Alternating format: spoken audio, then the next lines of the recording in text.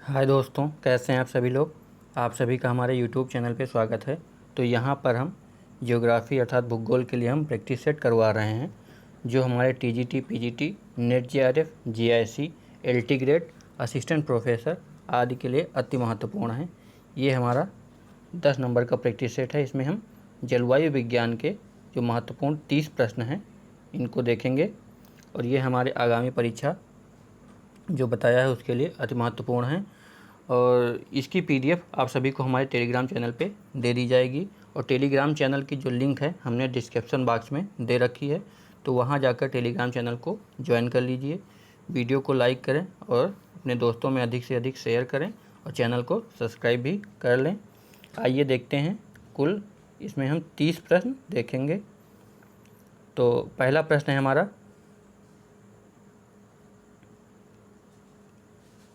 पहला प्रश्न है वायुमंडलीय चरम सीमाओं में क्या शामिल है। तो वायुमंडलीय चरम सीमाओं में चक्रवात, हरिकेन, टाइफून, ये तीनों जो हैं वायुमंडलीय चरम घटनाओं में शामिल हैं। तो इसका आंसर हो जाएगा डी, ये सभी।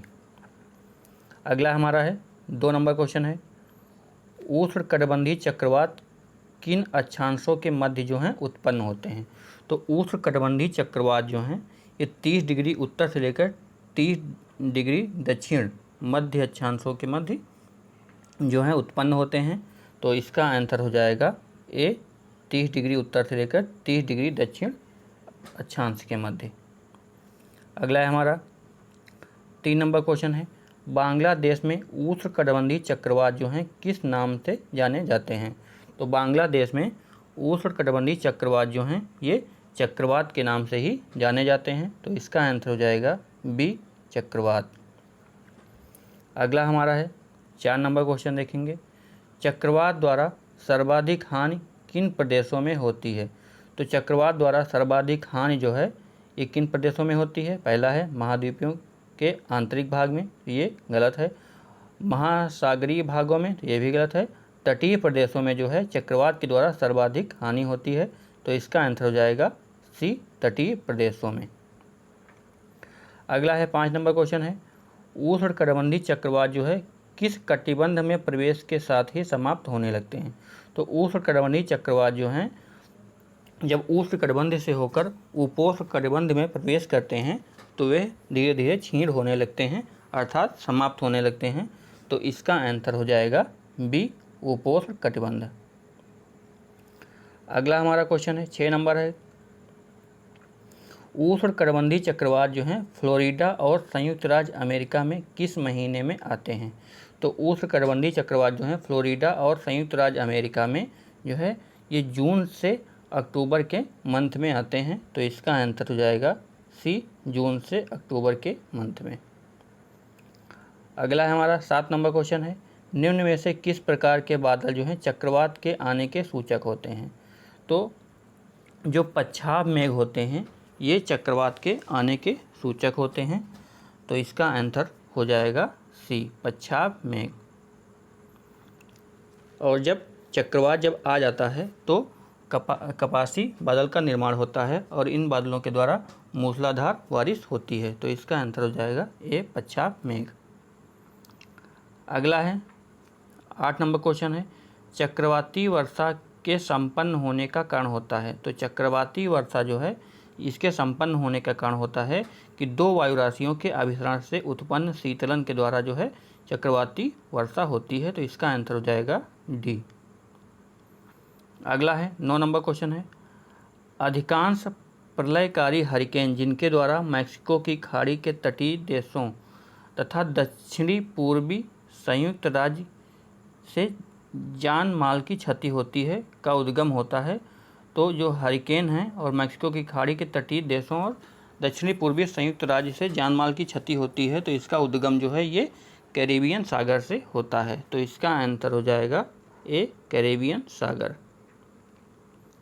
अगला है 10 नंबर क्वेश्चन है, प्रभंजन अर्थात हरिकेन के विषय में निम्नलिखित में से कौन सा कथन जो है सही है। तो हरिकेन जो है विषुवत रेखा पर बनते हैं। तो ये गलत है, क्योंकि विषुवत रेखा पर कोरियालिस बल जो होता है शून्य होता है, इसके कारण जो है हरिकेन का निर्माण नहीं होता है। दूसरा है टॉर्नेडो के समान जो है बड़े नहीं होते हैं, तो ये भी गलत है क्योंकि ये बहुत विशाल होते हैं। और अगला है गर्म महासागरीय क्षेत्रों के ऊपर जो है विकसित होते हैं, तो ये हमारा जो तीसरा कथन है ये सही है। और चौथा कथन है जब धरातल के ऊपर आते हैं तो उनकी तीव्र होने की प्रवृत्ति होती है, तो ये भी गलत है क्योंकि जैसे सागर से होकर धरातल पर आते हैं तो इनकी जो क्षीणता है ये बढ़ने लगती है, तो इसका आंसर हो जाएगा सी। अगला है हमारा 11 नंबर क्वेश्चन है तड़ित झंझा में क्या नहीं होता है। तो तड़ित झंझा में क्या नहीं होता है, तो सबसे पहले जान लेते हैं तड़ित झंझा होते क्या हैं। तड़ित झंझा जो हैं ये एक स्थानीय तूफान होते हैं जो हवाएं तीव्र गति से ऊपर की ओर उठती हैं तथा बिजली की चमक के साथ मूसलाधार बारिश करती हैं, तो इनको ही तड़ित झंझा कहा जाता है। तो इसमें जो है वायु का तीव्र संवहन होता है, ये सही है। बिजली का चमकना भी होता है और बादल का गरजना भी होता है। इसमें प्रभामंडल का निर्माण जो है नहीं होता है, तो इसका आंसर हो जाएगा डी। तड़ित झंझा में प्रभामंडल का निर्माण नहीं होता है। अगला है हमारा 12 नंबर क्वेश्चन है तड़ित झंझा के साथ कौन सी वायुमंडलीय घटना संबंधित नहीं है। तो तड़ित झंझा के साथ जो है कौन सी घटना संबंधित नहीं है, तड़ित झंझा के साथ कौन सी वायुमंडलीय घटना जो है संबंध रखती है पूछा गया है। तो पहला है ओलापात, दूसरा है वर्षा और तीसरा है बादल का फटना और चौथा है डी है ये सभी। तो तड़ित झंझा जो है ओलापात, वर्षा और बादल फटना इन तीनों से संबंध जो है रखती है क्योंकि तड़ित झंझा के आने पर ओलापात भी होता है और तीव्र वर्षा भी होती है और कभी कभी बादल भी फट जाते हैं, तो इसका आंसर हो जाएगा डी ये सभी। 13 नंबर क्वेश्चन है किन प्रदेशों में तड़ित झंझा एक दैनिक स्थानीय परिघटना है। तो किन प्रदेशों में जो तड़ित झंझा है एक दैनिक स्थानीय परिघटना है, तो जो आर्द्र आयनवर्ती प्रदेश होते हैं अर्थात जहाँ पर आर्द्रता अधिक होती है और तापमान जो है भी अधिक होता है, तो वहाँ पर और वायु का जो है अभिसरण होता है, वहाँ पर तड़ित झंझा जो है जो घटनाएं घटित होती हैं, तो इसका आंसर हो जाएगा ए आर्द्र आयनवर्ती प्रदेश। ये जो आर्द्र आयनवर्ती प्रदेश हैं ये भूमध्य रेखा के पास जो है क्षेत्र है, यहाँ पर एक अनुकूल परिस्थितियाँ पैदा करता है जहाँ पर तड़ित झंझा जो दैनिक स्थानीय परिघटना देखने को मिलती है। 14 नंबर क्वेश्चन देखेंगे तापीय तड़ित झंझा जो है मध्य अक्षांशों के किस भाग में उत्पन्न होते हैं एवं विकसित होते हैं।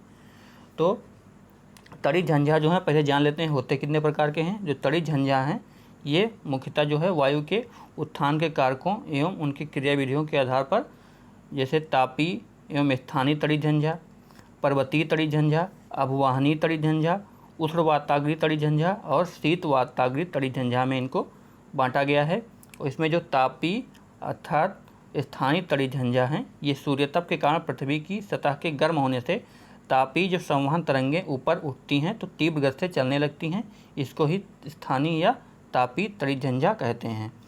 तो जो ये उत्पन्न होते हैं ये महाद्वीपों के जो है आंतरिक भाग में उत्पन्न होते हैं, तो इसका आंसर हो जाएगा ए महाद्वीपों के आंतरिक भाग में। अगला है 15 नंबर क्वेश्चन है बादल का फटना किस तड़ित झंझा की ये विशेष घटना है। तो अभी हमने बताया है कि जो है तड़ित झंझा मुख्यतः जो है 5 प्रकार के होते हैं। कौन कौन से? तापीय अथवा स्थानीय तड़ित झंझा, दूसरा है पर्वतीय तड़ित झंझा, तीसरा है अभिवाहनीय तड़ित झंझा, चौथा है उष्ण वाताग्रीय तड़ित झंझा और पांचवा है शीत वाताग्रीय तड़ित झंझा। तो इसमें जो है बादल का फटना जो है ये पर्वतीय तड़ित झंझा का एक विशेष घटना है, तो इसका आंसर हो जाएगा बी पर्वतीय तड़ित झंझा। इसमें क्या होते हैं जो पर्वतीय क्षेत्रों में जब आर्द्र एवं गर्म हवाएं जो हैं पर्वतीय रुकावट से जो पर्वतीय ढाल के सहारे ऊपर चढ़ने लगती है तो वायुमंडल में संघनन की क्रिया होती है और संघनन से की जो क्रिया होती है उससे मुक्त हुई गुप्त ऊष्मा वायु के ऊपरमुखी संचलन को और अधिक तीव्र कर देती है, जिससे एक सक्रिय तड़ित झंझा का निर्माण होता है। तो इसका आंसर हो जाएगा बी। 16 नंबर क्वेश्चन है तड़ित झंझा के अंतर्गत होने वाली ओलावृष्टि में ओले को कितने प्रकारों में विभक्त किया गया है। तो तड़ित झंझा के अंतर्गत होने वाली ओलावृष्टि जो है इसमें ओले को जो है 3 भागों में विभाजित किया गया है। पहला है कोमल ओला, दूसरा है लघु ओला और तीसरा है विनाशी ओला। इसमें जो कोमल ओला है इसको ग्रापेल भी कहा जाता है। क्या कहा जाता है? ग्रापेल। इसमें जो कोमल ओला है इसको ग्रापेल भी कहा जाता है और इसके हिमकणों का जो व्यास होता है ये 5 मिलीमीटर से कम होता है। और लघु ओला जो है ये हिमकण जल वर्षा के साथ मिले होते हैं तथा धरातल पर गिरने के बाद जो है कोमल ओले के समान बिखरते नहीं हैं। तो इसका आंसर हो जाएगा 3। कौन कौन से? कोमल ओला, लघु ओला और विनाशी ओला। अगला है 17 नंबर क्वेश्चन है, पृथ्वी के किस अक्षांशों पर तड़ित झंझा जो है अनुपस्थित होता है? तो पृथ्वी पर जो है 60 डिग्री से लेकर 70 डिग्री अक्षांशों के मध्य जो है तड़ित झंझा उपस्थित रहता है। तो इसका आंसर हो जाएगा ए, 60 से लेकर 70 डिग्री अक्षांशों के मध्य जो है तड़ित झंझा अनुपस्थित रहते हैं। अगला है हमारा 18 नंबर क्वेश्चन है, ओलावृष्टि का कारण होता है? तो ओलावृष्टि का जो मुख्य कारण होता है ये संवहन होता है, क्योंकि संवहन के कारण जब वायु ऊपर की ओर बढ़ती है तो जो वायु का जो संघनन की क्रिया है ये हिमांक से नीचे तो होती है तो असंख्य हिमकणों का निर्माण होता है और जो ये हिमकण धरातल पर गिरकर ओलावृष्टि करते हैं। तो इसका आंसर हो जाएगा सी, संवहन। 19 नंबर क्वेश्चन है, तड़ित झंझा उत्पन्न होते हैं? तो तड़ित झंझा जो हैं ये तड़ित झंझा 19 नंबर क्वेश्चन है, तड़ित झंझा उत्पन्न होते हैं तो ये कपासी वर्षा मेघों से उत्पन्न होते हैं। तो इसका आंसर हो जाएगा डी, कपासी वर्षी मेघों से। अगला हमारा क्वेश्चन 20 नंबर है, अचानक वायु का प्रचंड झोंका जो 1 या 2 मिनट रहता है और फिर सामान्यतः वर्षा अथवा ओलों के साथ शांत हो जाता है तो क्या कहलाता है? तो ये जो है अल्पकालिक झंझा कहलाता है। तो इसका आंसर हो जाएगा डी, अल्पकालिक झंझा। अगला क्वेश्चन है 21 नंबर क्वेश्चन है, टॉर्नेडो किन कारणों से सिनाप्टिक चार्टों और दैनिक ऋतुपटकों पर प्रकट नहीं हो पाता है? तो टॉर्नेडो जो है किन कारणों से सिनाप्टिक चार्टों और दैनिक ऋतुपटकों पर प्रकट नहीं हो पाता है? तो टॉर्नेडो जो है ये क्षैतिज विस्तार जो होता है इसका जो क्षैतिज विस्तार होता है ये कम होता है और छोटा इसका जो प्रभाव क्षेत्र है ये कम होता है, क्योंकि जो टॉर्नेडो हैं ये कीप आकार के होते हैं और इनका जो आकार है ये पृथ्वी पर आते आते इनका जो है क्षेत्र जो है कम हो जाता है।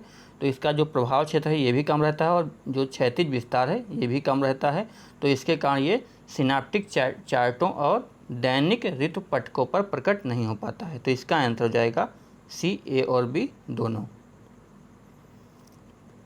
22 नंबर क्वेश्चन है, सामान्यतः वैज्ञानिकों ने टॉर्नेडो का जीवन काल क्या बताया है? तो वैज्ञानिकों के अनुसार जो सामान्यतः टॉर्नेडो का जो जीवन काल होता है ये 15 से लेकर 20 मिनट के मध्य में होता है। तो इसका आंसर हो जाएगा ए, 15 से 20 मिनट। अगला है 23 नंबर क्वेश्चन है, टॉर्नेडो के आगमन से पूर्व किस प्रकार की घटनाएं देखने को मिलती हैं? तो टॉर्नेडो के आगमन से पूर्व जो है हमें जो आकाश में गहरे बादल दिखाई पड़ते हैं और वातावरण में धुंध अंधकार दिखाई पड़ता है और वायु में रेत एवं राख जो है इत्यादि दिखाई पड़ते हैं। तो ये सभी लक्षण जो हैं दिखाई पड़ते हैं। तो इसका आंसर हो जाएगा डी, ये सभी। अगला है 24 नंबर क्वेश्चन है, टॉर्नेडो की प्रचंडता को मापने के लिए फ्यूजिटा मापक किसने तैयार किया था? तो टॉर्नेडो की प्रचंडता को मापने के लिए फ्यूजिटा मापक जो है ये थियोडोर फ्यूजिटा ने तैयार किया था। तो इसका आंसर हो जाएगा ए, थियोडोर फ्यूजिटा। अगला हमारा क्वेश्चन है 25 नंबर क्वेश्चन है, टॉर्नेडो अधिकांश किस समय आते हैं? तो टॉर्नेडो जो हैं अधिकांश जो है दोपहर के बाद मध्याह्न काल में आते हैं। तो इसका आंसर हो जाएगा बी, मध्याह्न। अगला है 26 नंबर क्वेश्चन है, निम्नलिखित में से किस वायुमंडलीय प्रकोप को संचयी वायुमंडलीय प्रकोपों के अंतर्गत वर्गीकृत किया गया है? तो किस वायुमंडलीय प्रकोप को संचयी वायुमंडलीय प्रकोपों के अंतर्गत वर्गीकृत किया गया है? तो शीतलहर और तापलहर इन दोनों को संचयी वायुमंडलीय प्रकोपों के अंतर्गत जो है वर्गीकृत किया गया है। तो इसका आंसर हो जाएगा सी, ए और बी दोनों। अगला है हमारा 27 नंबर क्वेश्चन है, शीत शुष्क वायु विशेष रूप से जो अटलांटिक सागर के पूर्वी तट के किनारे किनारे और उत्तरी इटली में शीतकाल में अनुभव की जाती है, क्या कहलाती है? तो शीत शुष्क वायु विशेष रूप से जो अटलांटिक सागर के पूर्वी तट के किनारे किनारे उत्तरी इटली में शीतकाल में अनुभव की जाती है, इस वायु को जो स्थानीय पवन है इसको हम बोरास कहते हैं। तो इसका आंसर हो जाएगा बी, बोरास। अगला हमारा क्वेश्चन है 28 नंबर क्वेश्चन है, गोल्फ कहाँ की एक सामान्य घटना है? तो गोल्फ जो है ये सबसे पहले जान लेते हैं गोल्फ होता क्या है। तो जैसे किसी मौसम में जब नदियों में अचानक से बाढ़ आ जाती है जिससे जलभराव की स्थिति उत्पन्न हो जाती है, इसको ही ग्लोफ कहा जाता है। तो जो ये ग्लोफ है ये हिमालयी क्षेत्र की एक जो सामान्य घटना है। तो इसका आंसर हो जाएगा ए, हिमालय क्षेत्र, ग्लोफ, याद रखना। अगला है 29 नंबर क्वेश्चन है, निम्नलिखित में से कौन सा ग्लोफ का एक कारण है? तो ग्लोफ जो है नदियों में अचानक बाढ़ का एक कारण है। तो इसका आंसर हो जाएगा ए, अभी हमने आपको बताया, इसका आंसर हो जाएगा ए। 30 नंबर क्वेश्चन है हमारा, निम्नलिखित कथनों पर विचार कीजिए। पहला कथन है, उष्णकटिबंधीय चक्रवात जो हैं व्यापारिक हवाओं के अभिसरण क्षेत्र में उत्पन्न होते हैं। तो उष्णकटिबंधीय चक्रवात जो हैं व्यापारिक हवाओं के अभिसरण क्षेत्र में उत्पन्न होते हैं। तो ये हमारा जो कथन है ये सही है। दूसरा कथन है, वे उष्णकटिबंधीय महासागरों के पश्चिमी किनारे पर विकसित होते हैं। तो ये भी हमारा कथन जो है सही है। और इनकी ऊर्जा का जो मुख्य स्रोत है ये वाष्पन की गुप्त ऊष्मा है। तो ये भी हमारा जो तीसरा कथन है ये भी सही है। चौथा कथन है, इनके विकास के लिए महानगरों के सतही जल का तापमान जो है महानगर नहीं बल्कि महासागर होगा। महासागर के सतही जल का जो तापमान है ये 26 डिग्री सेल्सियस से अधिक होना चाहिए। तो ये भी हमारा जो कथन है सही है। तो इसमें जो चारों कथन सही हैं, तो 1, 2, 3 और 4 अर्थात हमारा जो है डी ऑप्शन इसमें सही हो जाएगा। तो दोस्तों ये हमारे कुल महत्वपूर्ण 30 प्रश्न थे जो हमारे परीक्षा की दृष्टि से अति महत्वपूर्ण हैं। और इसके आगे हम ऐसे ही प्रैक्टिस सेट एग्ज़ाम के लिए करवाते रहेंगे। तो PDF के लिए हमारे टेलीग्राम चैनल को ज्वाइन कर लीजिए, जिसकी लिंक हमने डिस्क्रिप्शन बॉक्स में दे रखी है। वीडियो को लाइक करें, अपने दोस्तों में अधिक से अधिक शेयर करें और चैनल को सब्सक्राइब करें। धन्यवाद।